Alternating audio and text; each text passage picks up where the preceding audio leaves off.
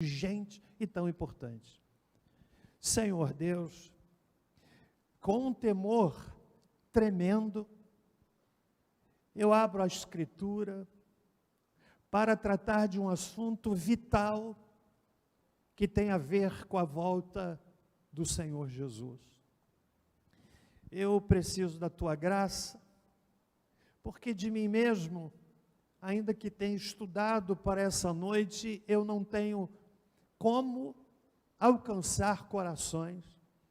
Por isso, Deus, eu quero pedir humildemente ao Senhor que o Espírito Santo utilize a palavra que Ele mesmo inspirou, gerando um santo temor que caia sobre nós nessa noite, uma santa reverência, um santo temor, porque os dias são maus. Ó Deus, nos comprometemos em dar a Ti toda a honra, toda a glória e todo o louvor. Em nome de Jesus. Amém. Meus irmãos, o texto que acabamos de ler dá início a um dos 3 grandes sermões pregados por Jesus e, neste caso, intitulado Sermão Profético, Escatológico. Escatológico tem a ver com as coisas do fim. E o ensejo, pano de fundo, que propiciou a pergunta dos discípulos, que sinal haverá da tua vinda e do fim do mundo, no versículo 3 do capítulo 24, foi um episódio ocorrido no capítulo anterior. Jesus saía do templo, aliás, ele estava dentro do templo, e o templo de Jerusalém foi, sem dúvida alguma, algo extraordinário. O templo no qual Jesus estava, ele foi erguido no 20 anos antes de Cristo, uma obra extraordinária, no ano 20 antes de Cristo. Era algo extraordinário. O templo era majestoso, era suntuoso, era impressionante, ornado com placas de ouro, que, recebendo os raios do sol, resplandecia à distância. Era algo impressionante, era algo que enchia os olhos e trazia para o judeu um orgulho excepcional. Jesus, no entanto, está ali no templo e ele lança um lamento, que está no versículo 37 do capítulo 23, quando ele diz assim: Jerusalém, Jerusalém, que matas os profetas e apedrejas os que te são enviados, quantas vezes quis eu ajuntar os teus filhos, como a galinha junta os seus pintinhos debaixo das asas, e tu não quiseste. Agora a vossa casa ficará deserta. Jesus então anuncia que alguma coisa aconteceria com aquele templo. Mais adiante, no capítulo 24, no versículo de número 2, de forma mais objetiva, o Senhor Jesus olha para aquela suntuosidade que era o templo, como já lhes descrevi, e ele lança um vaticínio, ele lança uma palavra, ele lança uma afirmação de algo que aconteceria. No verso 2 ele diz: não vedes tudo isto? Em verdade vos digo que não ficará aqui pedra sobre pedra que não seja derrubada. E de fato, isto aconteceu. No ano 70 da era cristã, o general Tito, um general romano, invade Jerusalém, o ouro é levado, o templo destruído, e a palavra de Jesus se concretiza acerca daquele patrimônio, daquele prédio. Os discípulos, impressionados, voltam-se para Jesus e fazem uma pergunta de caráter, pensando na destruição do templo, que, como lhes disse, ocorreu no ano 70, portanto, mais ou menos uns 40 anos depois de Cristo, a palavra se concretizou. E eles fazem uma pergunta: que sinal haverá da tua vinda? Que sinal haverá do fim dos tempos? Nessa noite, irmãos, eu quero exatamente falar sobre a volta de Jesus. Eu quero dizer para você que a volta de Jesus é algo extraordinário. É algo fantástico. Jesus Cristo vai voltar. A volta de Cristo é certa. A última vez, preste bem atenção, a última vez que a palavra de Deus registra uma fala de Jesus, ele está afirmando que voltará. Está lá no livro do Apocalipse, capítulo 22, no verso 20, quando o Senhor Jesus Cristo encerra a sua fala dizendo: certamente cedo venho. Certamente cedo venho. Jesus falou sobre a sua volta de forma abundante. João capítulo 14, por exemplo, no verso 1, ele diz assim: na casa de meu pai há muitas moradas, vou preparar-vos lugar. E se eu for e vos preparar lugar, virei outra vez. Eu poderia lhes apresentar uma abundância de textos bíblicos que apontam para a volta de Jesus. Ela é certa. É absolutamente certa. Assim como ele disse da destruição do templo, isto se concretizou quando ele fala da sua volta. Não tenhamos dúvidas, ele há de cumprir a sua palavra. Segundo lugar, a volta de Cristo é esperançosa. Os cristãos do primeiro século, sobretudo ao tempo de intensa perseguição, costumavam se cumprimentar utilizando a palavra Maranata. O que significa Maranata? Senhor vem.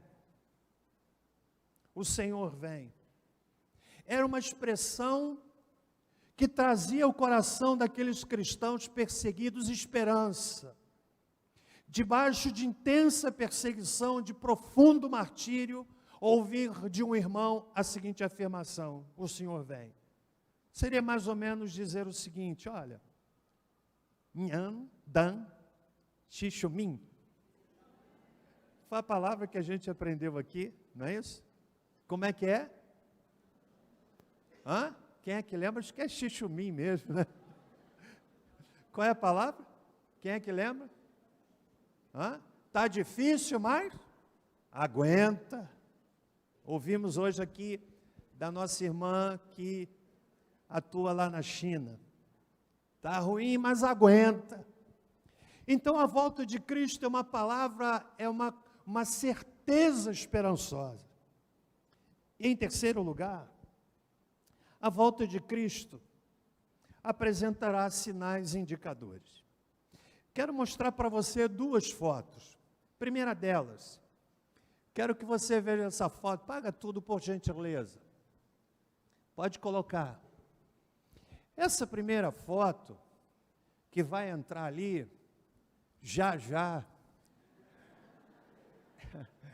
Essa primeira foto, que eu quero mostrar para você, é uma foto muito interessante. Você sabe o que é isso? Você sabe o que é? Está dando para ver daí? Na verdade, isso é um quebra-cabeça. Mais ou menos 500 peças. Difícil de ser montado, né? Aparecem ali vários dálmatas, eu acho que é isso. Quebra-cabeça. Difícil, né? Mas eu quero dizer para você que a volta de Jesus, os sinais indicadores da sua volta, não são como um quebra-cabeça complicado como esse. É muito simples. A volta de Cristo apresenta sinais que são simples, e aí eu quero pedir a gentileza do segundo slide. Esse mais simples, quebra-cabeça. Quem aqui já brincou de quebra-cabeça? Você já brincou? As peças são parecidas, mas elas não se encaixam com exatidão.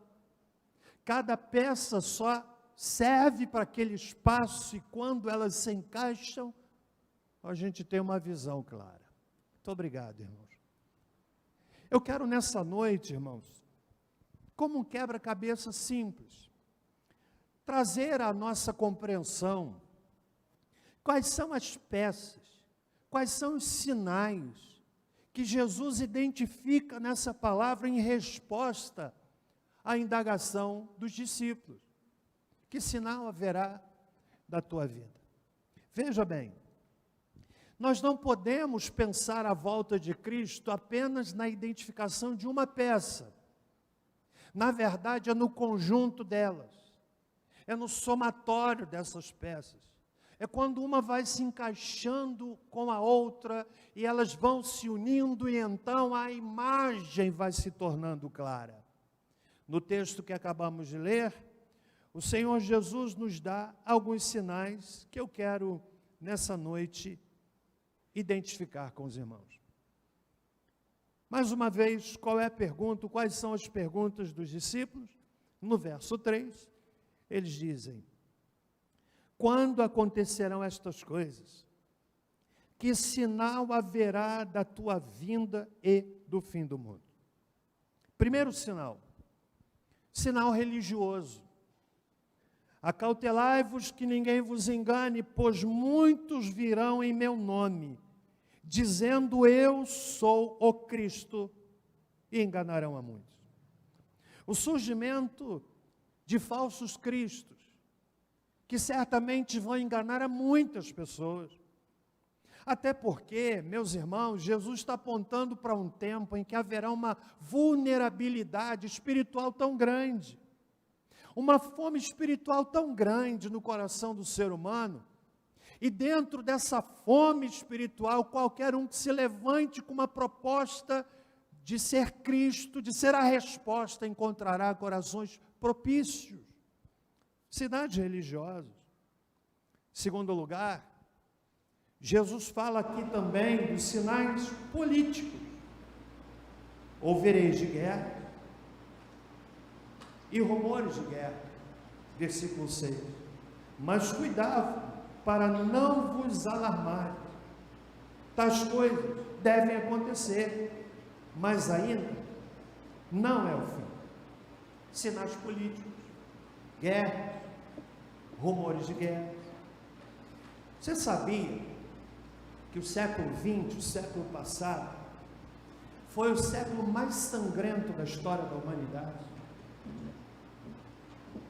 No século XX, morreram 3 vezes mais pessoas do que em todas as guerras na história da humanidade. No século XX, houve cerca de 109 milhões de pessoas que morreram devido a guerras e conflitos. Os dados que eu lhes apresento, todos eles eu tenho as suas fontes. Foi o século mais sangrento. Agora preste atenção.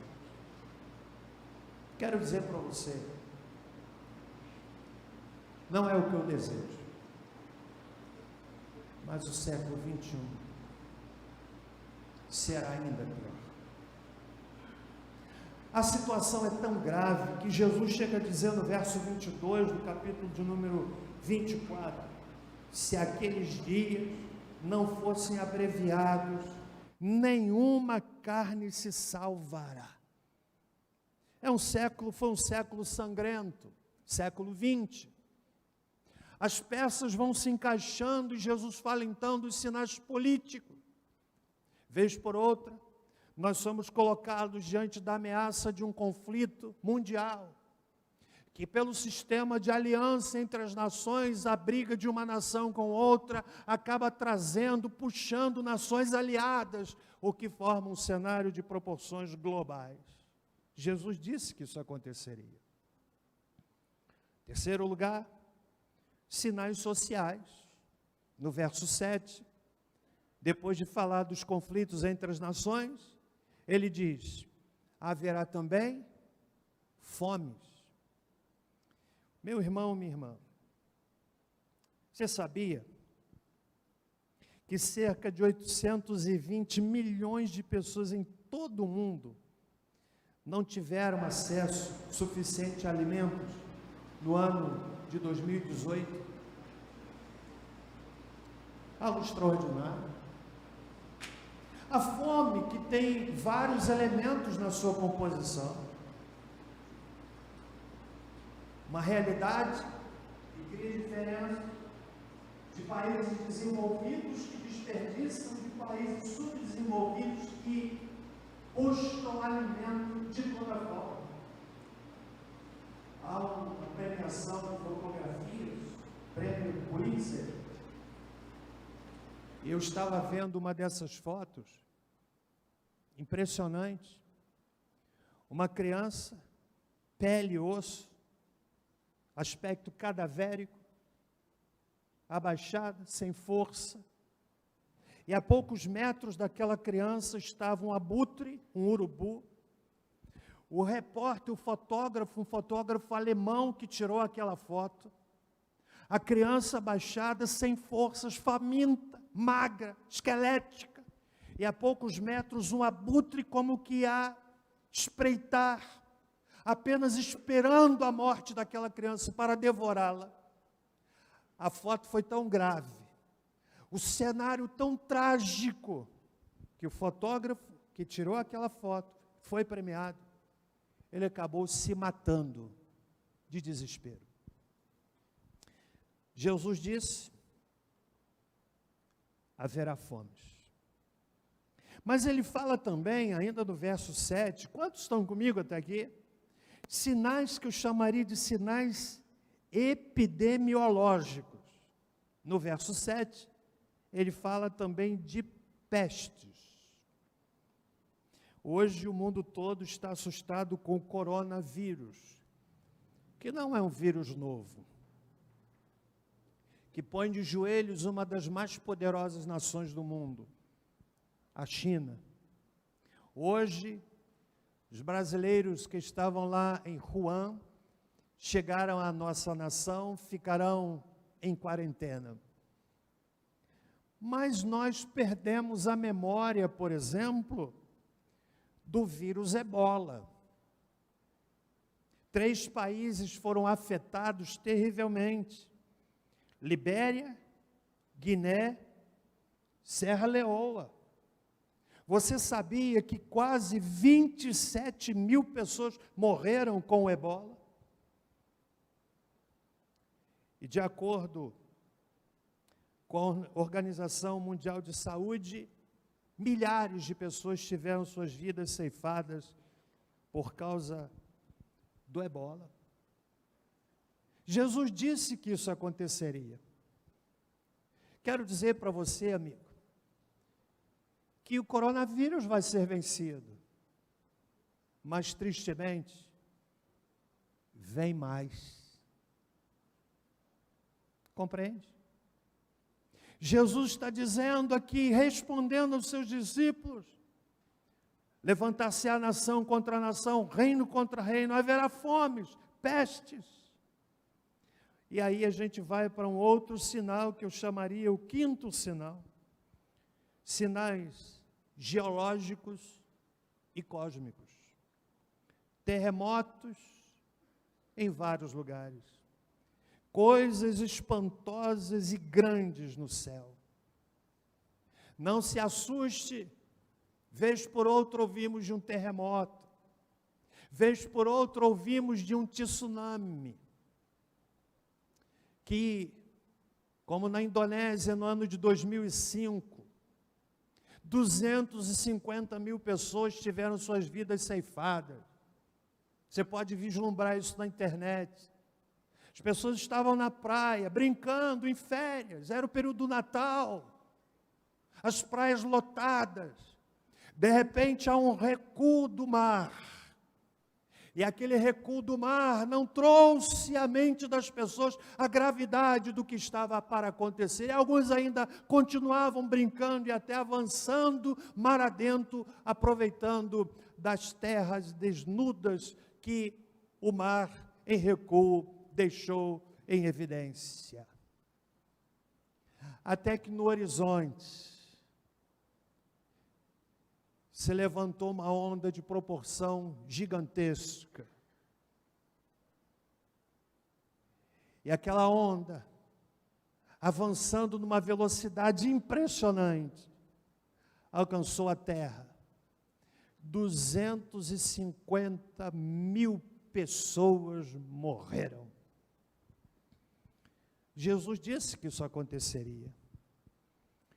Sinais geológicos, sinais cósmicos, que apontarão, sem sombra de dúvida, para a volta de Cristo. Veja o que diz o texto paralelo de Lucas capítulo 21. Abra, por favor, a sua Bíblia em Lucas capítulo 21.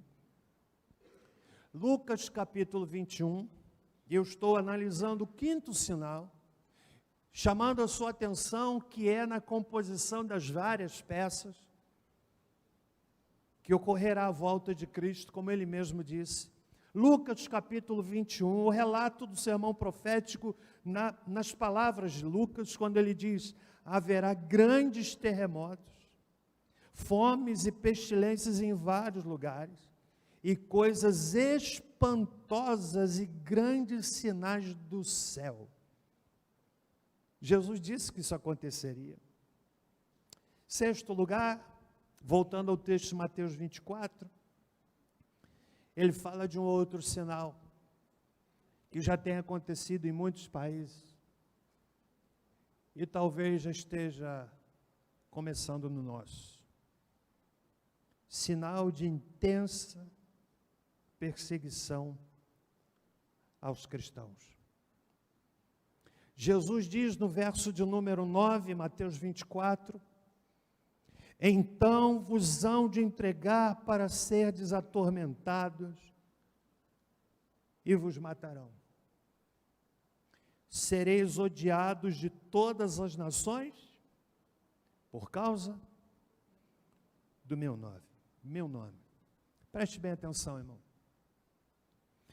Nós ainda temos no nosso país liberdade de pregar. Mas qualquer pessoa lúcida percebe que há uma manifestação, que eu não diria nem sutil, no sentido de reduzir, de inibir a mensagem cristã. Há uma campanha crescente de difamação do nome de Jesus. Agora preste atenção. Menosprezar o nome de Jesus é a primeira etapa para se menosprezar os seguidores de Jesus.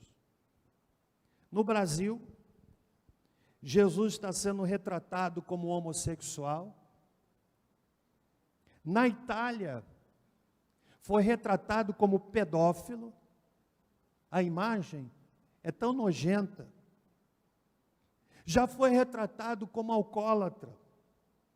Eu quero que você entenda, e todo o Brasil evangélico, cristão, se levantou em relação ao episódio do Natal, que um determinado grupo preparou, retratando Jesus de uma forma absurda. Até aqueles que fazem campanha de boicote contra uma determinada escola de samba. Honestamente, para mim não faz sentido nenhum fazer boicote. Eu não assisto esse tipo de coisa. Mas você sabe o que é que está por trás? Duas coisas, ao meu ver.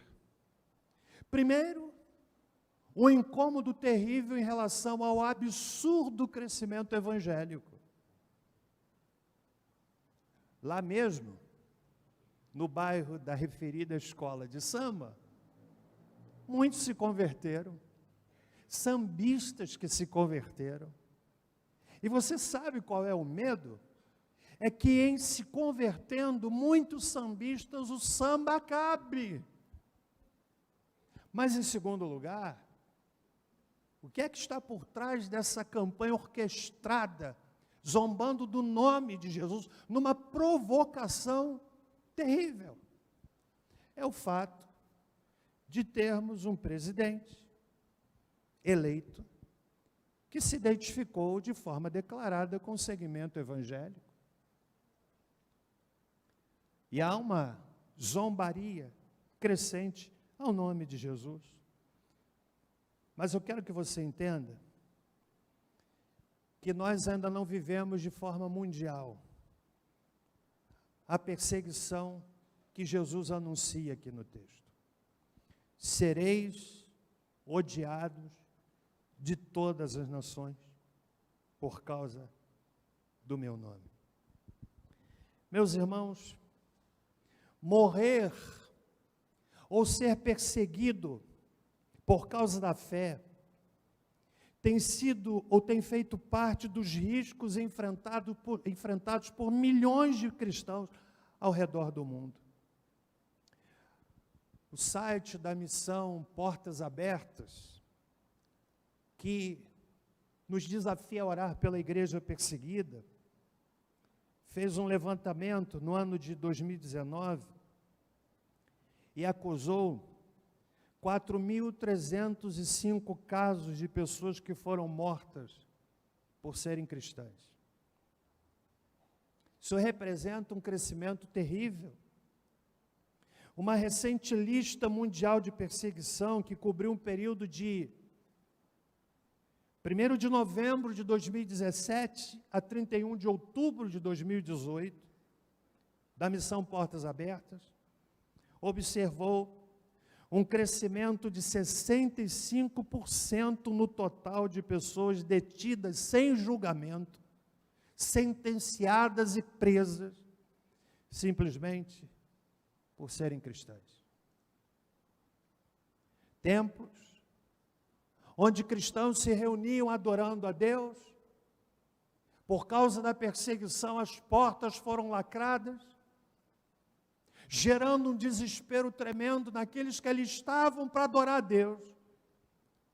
E friamente atearam fogo, fazendo de templos fogueiras que destruíram vidas de homens, mulheres e crianças, pelo crime de estarem adorando o nome de Jesus.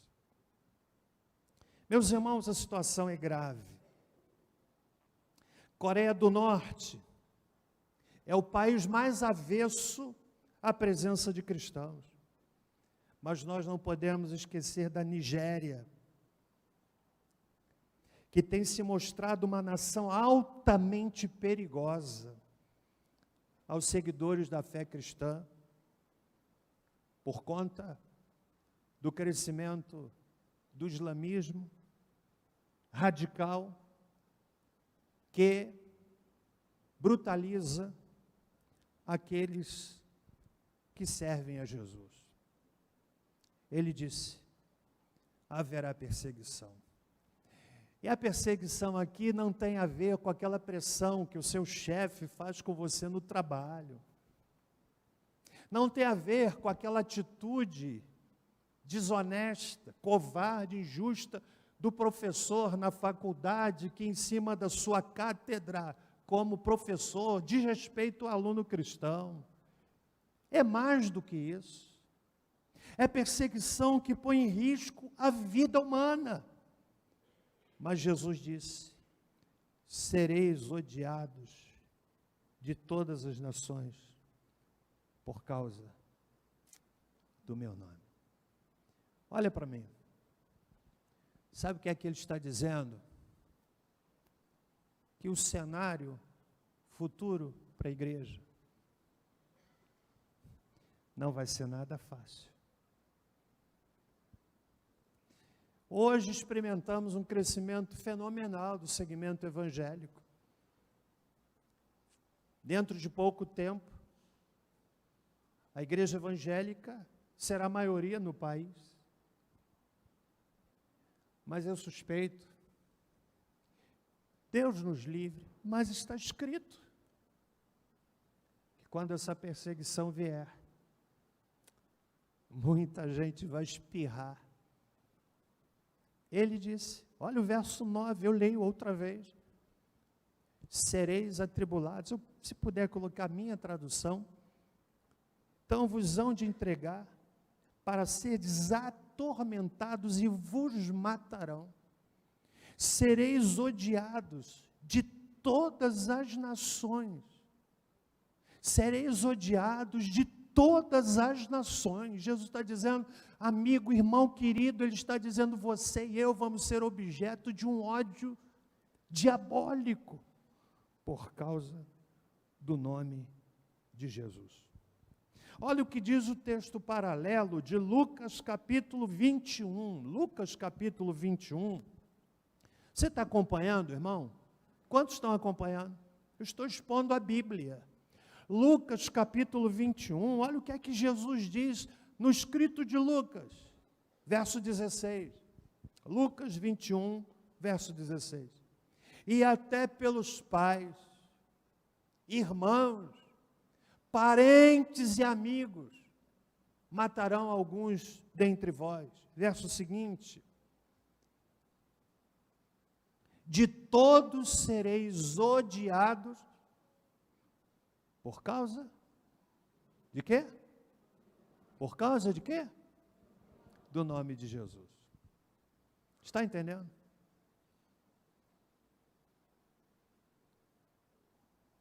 Quando eu olho para o futuro descrito pelo Senhor, eu tremo, porque Ele disse que a perseguição virá por causa do nome de Jesus. Mas há ainda um outro sinal, é o sétimo, sinais que eu chamaria de sinais relacionais, verso 10, Mateus 24. Nesse tempo, muitos se escandalizarão, trair-se-ão mutuamente e se odiarão uns aos outros. Agora preste atenção, que o que está aqui em questão não é o ódio reinante na humanidade, de forma generalizada. O que está aqui em tela, o que está aqui em questão, é o ódio presente entre irmãos em Cristo. E eu quero dizer para você que há duas paixões, ao meu ver, capazes de provocar essa possibilidade de ódio de um pelo outro. Primeiro, a paixão religiosa. Em segundo lugar, paixão política. Pode ser que venha brotar alguma outra situação capaz de concretizar o que Jesus está dizendo de ódio um pelo outro, trair um ao outro, um ferir o outro, mutuamente se odiando. Ele está falando de igreja, de cristãos. E ao meu ver, irmãos, não há situação mais propícia para isso do que a paixão política. Nesse último pleito eleitoral, eu vi isso acontecer. Você sabia que amigos se separaram por conta de paixão política? Você sabia que pastores foram ofendidos por suas ovelhas por conta de assumirem uma posição, de serem adjetivados da forma mais constrangedora às suas ovelhas, referindo-se aos seus pastores da forma mais absurda. Sabe por quê? Paixão política. Paixão política. Jesus disse, e isso é muito triste, irmãos, muito triste. Um irmão entregará à morte outro irmão, e o pai ao filho, levantar seus filhos contra os pais, e os farão morrer. Jesus olha para o futuro e diz, vai haver um estado de ódio muito grande entre vocês. Queridos irmãos e irmãs, talvez isso já esteja acontecendo. Já esteja acontecendo. Estão compreendendo? Sim ou não? Não é grave? Mas eu vou para o último sinal, já me aproximando do fim. Eu chamaria de sinais espirituais. Sinais espirituais, verso 12, do capítulo 24 de Mateus. E por se multiplicar a iniquidade, o amor de quase todos esfriará. Você sabe do que é que Jesus está falando? Ele está falando de um estado de apostasia dos crentes, que fará com que o indivíduo venha para adorar e saia para pecar. O que Jesus está falando aqui é aquilo que Paulo, escrevendo a Timóteo, diz: nos últimos tempos alguns apostatarão da fé. O que Jesus está dizendo aqui, irmãos, é da realidade de alguns que vão tentar justificar aquilo que não tem justificativa. O estado de um cristianismo meramente nominal.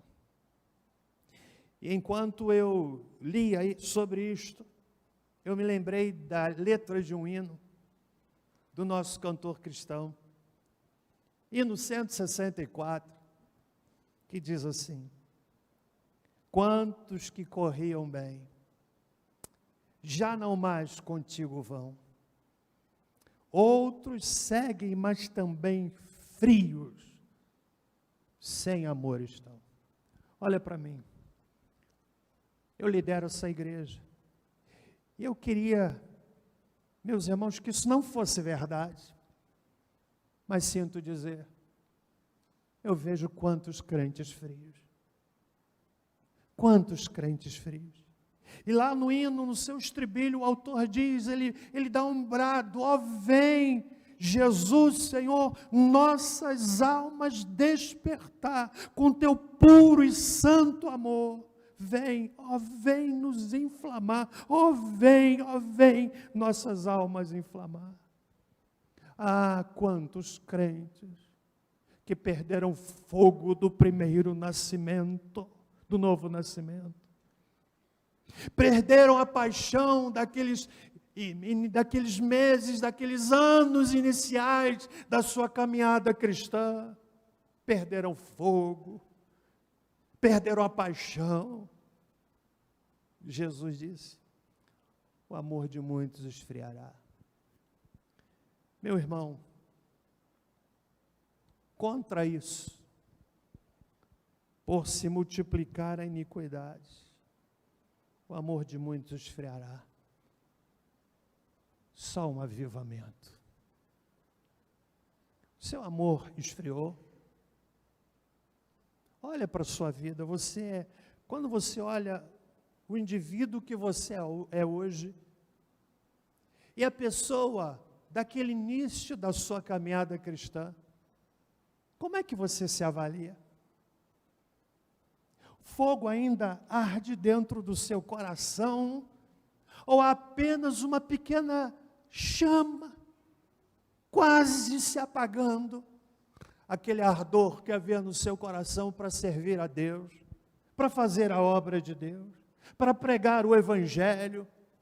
Ou será que a sua prosperidade, o seu progresso, pela bênção de Deus, tem sido visto como uma oportunidade de esfriamento no seu amor? Jesus disse: o amor de muitos esfriará. Só um avivamento. Olha para mim, irmão. Eu sou um pregador batista. Sólidas convicções de acordo com a denominação a qual sirvo. Mas eu creio que nós precisamos de uma experiência nova com o Espírito Santo. importa o nome que você dê.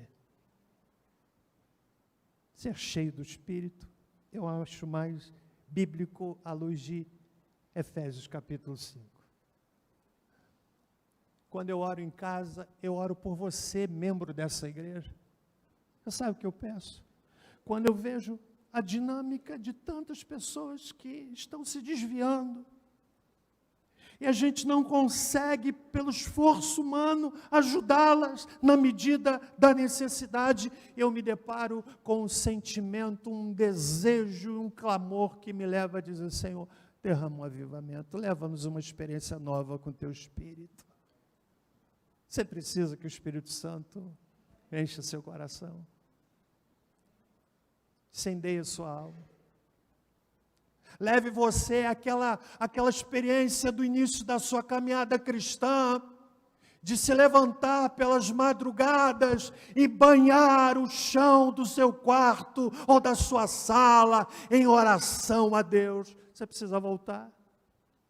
Precisa voltar. Ou se tornou um crente nominal, onde ir para a igreja é algo chato, e você vai porque tem que ir. Faz as suas atividades na igreja como ações meramente religiosas. Jesus disse: o amor de muitos esfriará. Seu amor esfriou, irmão? Peça a Deus que renove. Peça a Deus que renove. Peça a Deus que renove. Por favor, jovens que me ouvem nessa noite. Só há uma forma de vencer a paixão do mundo. É a paixão por Jesus, não tem outra forma. Peça a Deus que lhe leve a ter uma experiência nova com o Espírito Santo, de encher seu coração, de inflamar a sua alma. E ele disse: o amor de muitos esfriará. Por fim, você sabe qual é o último sinal que Jesus dá aqui? A proclamação do Evangelho em todo o mundo. Veja o verso 14, irmão e irmã. E este Evangelho do Reino será pregado por todo o mundo, como testemunho a todas as nações. E então, há 50 anos atrás, isso era muito difícil. Mas hoje, com o avanço da tecnologia de informação, isso vai se tornando muito fácil. Jesus não está dizendo que as pessoas ao redor do mundo haverão de crer nele, mas ele está dizendo que ouvirão acerca dele. Pregação do Evangelho. Líder de célula, quando você está lá dirigindo a sua célula, creia nisso. Você está cooperando para a volta de Jesus. A fome espiritual no mundo, irmãos. Ele diz: o Evangelho vai ser pregado. Lá na Coreia do Norte, uma das estratégias que tem sido utilizadas para espalhar a palavra de Deus é colocar porções da Bíblia em balões, que a Bíblia não pode entrar lá na Coreia. Se tem uma Coreia do Norte para o turista, é a Coreia do Norte de verdade. A Coreia do Norte para o turista, os coreanos do Norte estão sempre rindo, felizes todavia. Mas a Coreia do Norte, do coreano de fato, é de uma nação oprimida. A Bíblia é proibida de ser lida. Eu fico pensando quantas Bíblias ficam aqui largadas na igreja, mofando. Lá na Coreia, as Bíblias, porções da Bíblia são colocadas em balões, aqueles balões vão para o território coreano e as pessoas pegam aquela porção da palavra de Deus e o Espírito Santo está fazendo uma obra extraordinária. O Evangelho está sendo pregado. Ele diz: depois então, virá o fim. Concluo dizendo: o que fazer? Já que a volta de Cristo é certa, eu quero sugerir 4 coisas e encerro a mensagem. Vocês estão entendendo o que eu estou pregando aqui hoje? Amém? Amém ou não amém? 4 coisas a fazer. Igreja amada, olhe para mim. O que fazer? Primeiro, devemos nos preparar com urgência. E todos os 4 itens que eu vou lhes dar aqui, eu lhes apresento um versículo bíblico. Mateus 24, verso 44, Jesus disse: estai vós também apercebidos, porque o Filho do Homem há de vir a hora em que não penseis. A volta dele é certa, esperançosa, com sinais, como peças de um grande quebra-cabeça que vai se formando. E a primeira atitude é preparar-me com urgência. Estai vós também apercebidos.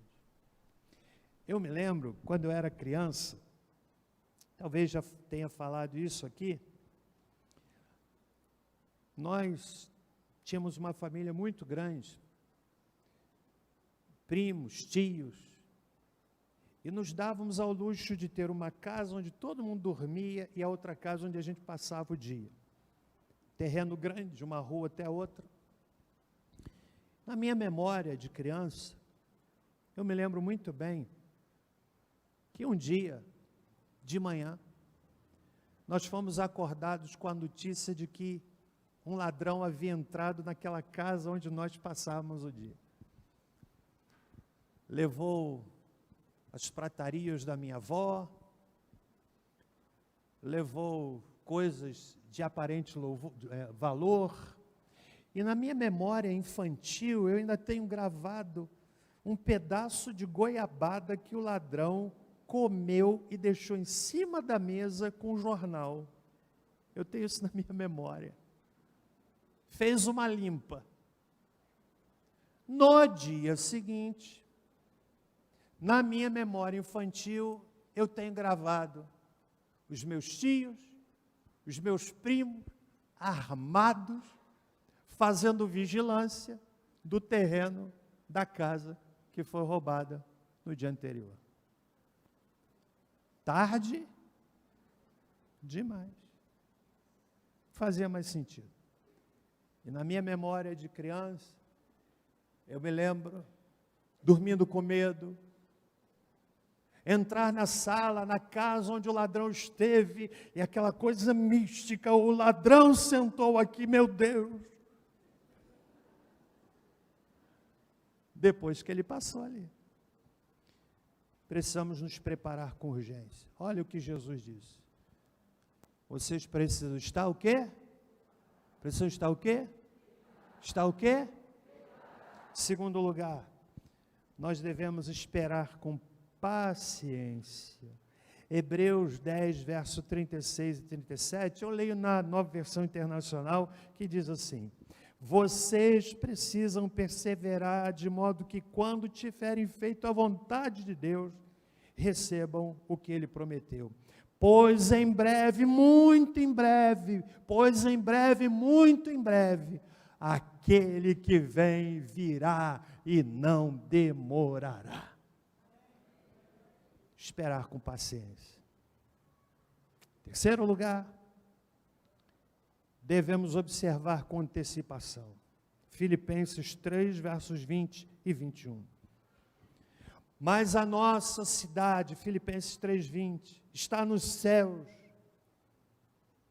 de onde esperamos ansiosamente um Salvador, o Senhor Jesus Cristo, pelo poder que o capacita de colocar todas as coisas debaixo do seu domínio.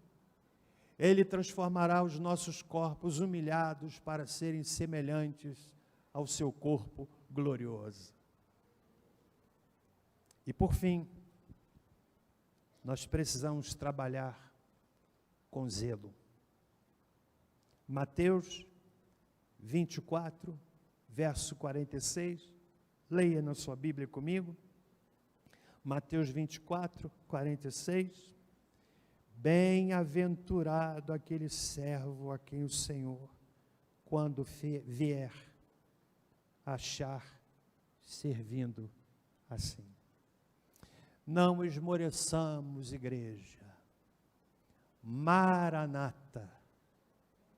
Ora vem, Senhor Jesus. Mas eu quero encerrar com 2 ou 3 perguntas.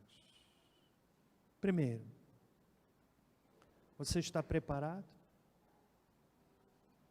Ele disse, olhando para o templo em Jerusalém, não ficará aqui pedra sobre pedra, que não seja derribada. No ano 70, tudo veio ao chão. Ele vai voltar. Vou preparar os lugares. Se eu for, eu vos preparar lugar, virei outra vez. Ele vai voltar. Você está preparado? Você já entregou sua vida a Cristo? Você já o aceitou como seu Senhor e Salvador pessoal? Sinto dizer, mas se você ainda não fez, você não está preparado. Eu quero desafiá-lo a um comprometimento formal. Há pessoas que até dizem, não, eu já entreguei meu coração a Jesus, mas tem medo de se identificar. Você sabe o que é que Jesus disse numa ocasião? Aquele que me confessar diante dos homens, eu o confessarei diante do meu Pai que está no céu. Você está preparado? Segunda pergunta. Irmão e irmã, essa noite eu cumpro um solene dever de, como pregador do Evangelho, lhe alertar. Estou cumprindo um solene dever de não lhe ocultar a verdade, de lhe dizer que um dia haveremos de comparecer perante o tribunal do Senhor, quer creiamos ou não, queiramos ou não, é uma verdade imutável. Você está preparado? Como está a sua vida, irmão querido? Moço, como é que está seu namoro, moço querido? Deus não se deixa escarnecer. É sério demais. É grave demais. E nessa noite, este pregador cumpre com temor e tremor o dever bíblico de ensinar a igreja. Você está preparado? Queira Deus que a palavra dessa noite atinja seu coração. Vamos orar. Pai, que tremor, que temor toma o meu coração ao me debruçar sobre este texto, nas palavras do Senhor Jesus, quando de forma clara, precisa, descritiva, Ele nos apresenta como peças de um quebra-cabeça os sinais que haverão de culminar com a volta gloriosa do Cristo que venceu a morte. Como diz Paulo, diante dele todo joelho se dobrará e toda língua confessará que Jesus Cristo é o Senhor. Quero te agradecer pelos mártires do passado e do presente, muitos dos quais pagando com a própria vida, vendo seus queridos serem mortos brutalmente, mães que veem seus filhos decapitados, tochas vivas, afogados, brutalizados de toda forma, por causa da fé em Jesus. E eu te louvo, Senhor, porque é um exército sem medida de irmãos nossos que não estão capitulando, que não estão recuando, que estão se mantendo firmes ao preço da própria morte. Obrigado, Senhor. Obrigado porque o testemunho deles nos constrange, mas também nos inspira. A minha oração essa noite é de que, em primeiro lugar, aqueles que ainda não entregaram a sua vida a Cristo, que ainda não confessaram Jesus publicamente, que o façam nessa noite. A minha oração é em favor da igreja, dos irmãos e irmãs que aqui estão, que talvez hoje sejam uma sombra apagada, distante daquilo que um dia já foram. Minha oração é de que o Senhor os renove no poder do Santo Espírito do Senhor. Ó Deus, faz isto,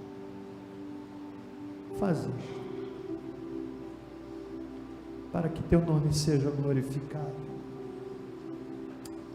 em nome de Jesus. Vamos ficar em pé, irmãos.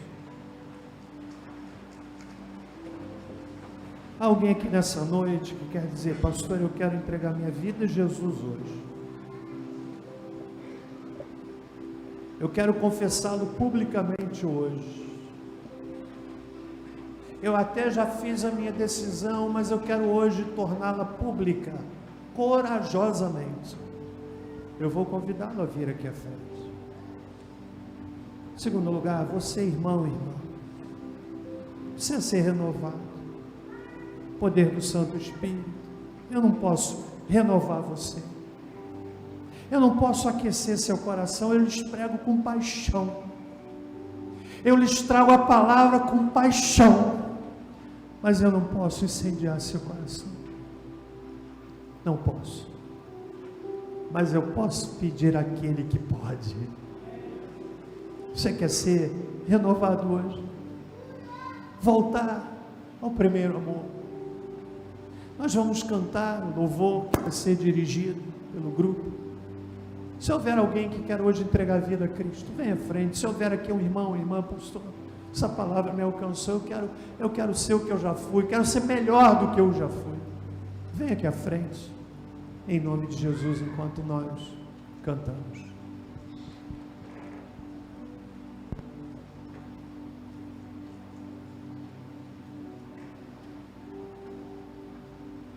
Tu que estás assentado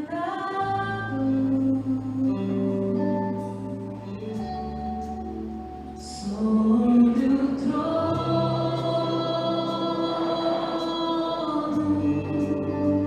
sempre reinando,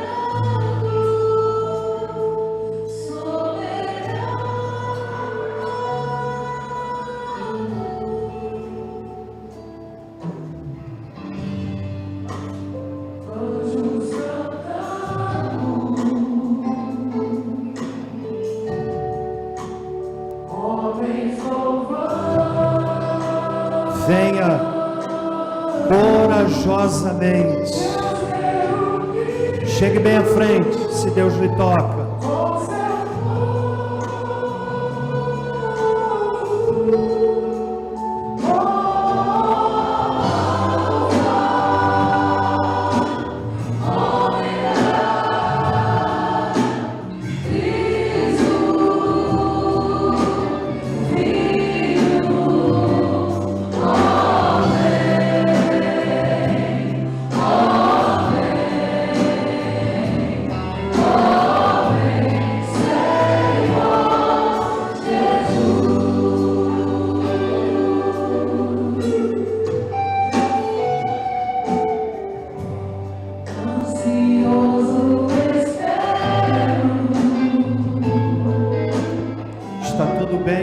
vida, irmão.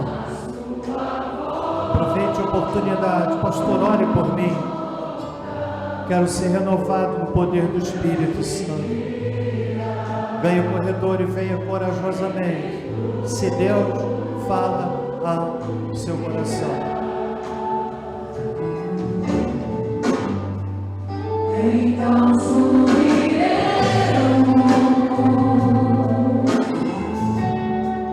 contigo estaremos, pra todo sempre.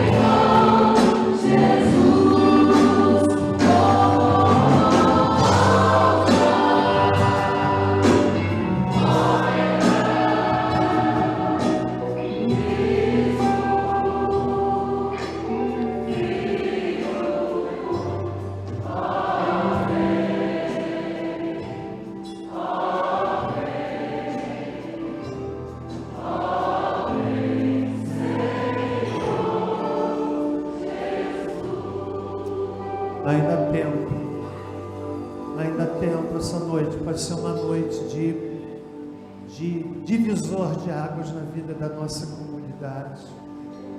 Você está satisfeito com a sua vida, irmão querido? Todos nós sempre precisamos melhorar. Há sempre algo a melhorar. Há sempre algo a melhorar. Há sempre algo a melhorar. Olha para dentro de você. Pensa no que você já foi e no que tem sido. Quero dizer para você que você pode ser muitas vezes melhor do que já foi. Mas tudo tem a ver com uma tomada de posição, atitude, atitude. Nós podemos cantar mais uma vez, finalizando. Quem sabe você queira vir, chegue bem à frente, por favor. Ansioso espero. Pode ser um divisor de águas na vida dessa igreja.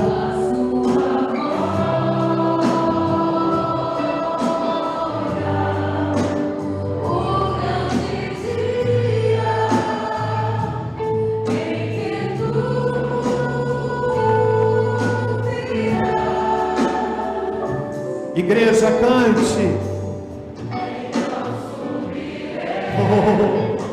Para nos encontrarmos com o Senhor.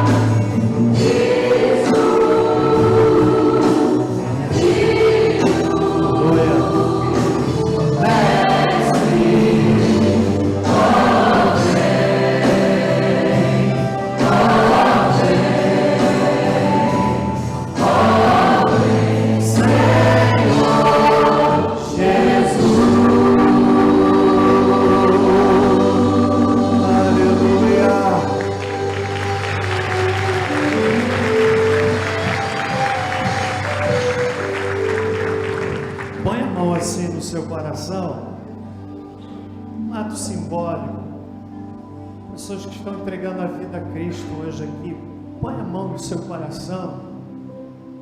Faça agora a sua oração a Deus. Diga: Deus, o Senhor sabe aquela área da minha vida que eu preciso ser renovado. Ele está aqui. O Senhor está aqui. Fala para Ele, irmão. Fala para Ele. Se você estiver aqui hoje por conta de um filho, de uma filha, coloca diante do Senhor agora.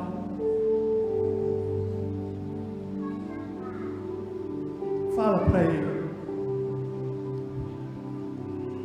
Fala para Ele. Senhor Deus. Senhor Deus. Nós somos pecadores. Mas louvamos o Teu nome pelo que foi feito na cruz do Calvário. Os nossos pecados foram cravados ali. E hoje nós somos livres. Aqui estão, irmãs e irmãos, pessoas que estão se rendendo a Cristo, pessoas que estão vindo diante do altar dizendo: Deus, me renova. Deus, eu quero ter uma experiência nova com o Espírito Santo, me enchendo, me fazendo transbordar. Senhor, de forma confiante, eu intercedo por esses irmãos e irmãs. Deus, que haja um tremendo mover do Teu Espírito na vida dessa igreja, para que possamos, Deus, cada um de nós estar preparado para a volta do Senhor Jesus. Eu quero, Pai, pedir que a oração e a expectativa de cada um aqui à frente, ali na galeria, homens e mulheres, várias idades, ó Deus, com segura confiança, eu peço ao Senhor que ainda nessa semana o Senhor possa confirmar no coração de cada um o que vieram aqui à frente trazendo diante do Teu trono. Aviva a Tua igreja, Senhor. Aviva a Tua igreja. A noiva é Tua. Jesus, a igreja é Tua. Quantos aqui com a mente bombardeada de setas que brotam do inferno, essa noite eu peço que uma a uma caia por terra. Quantos aqui que têm sido, Deus, bombardeados de toda forma, estão esfriando, mas nessa noite eu quero te pedir em nome de Jesus que sejam poderosamente renovados na Tua presença. Que o céu venha, que a Tua glória venha, que o perfume suave do Senhor Jesus brote de cada vida. O diabo, Senhor, tem avançado, o inimigo tem sido sagaz, abusado. Nessa noite, debaixo da autoridade do nome de Jesus, nós nos levantamos como um exército para a glória do Teu nome. Obrigado por aqueles que estão aceitando a Cristo publicamente hoje. Dá-nos uma semana, Senhor, na Tua presença. Nós viemos para adorar, e queremos sair para servir. Abençoa as células nessa semana. Dá unção a cada líder de célula, unção renovada. Desde as células de adultos, de jovens até as células infantis. Põe paixão no coração de cada um, Senhor. Obrigado, Deus, porque eu sei que o Senhor está nos ouvindo. E agora, que o amor de Deus, o nosso Pai, que a graça salvadora de Jesus Cristo, que a doce consolação do Espírito conosco seja, e com todo o povo de Deus pela face da terra espalhada, desde agora e para todo sempre. Amém e amém.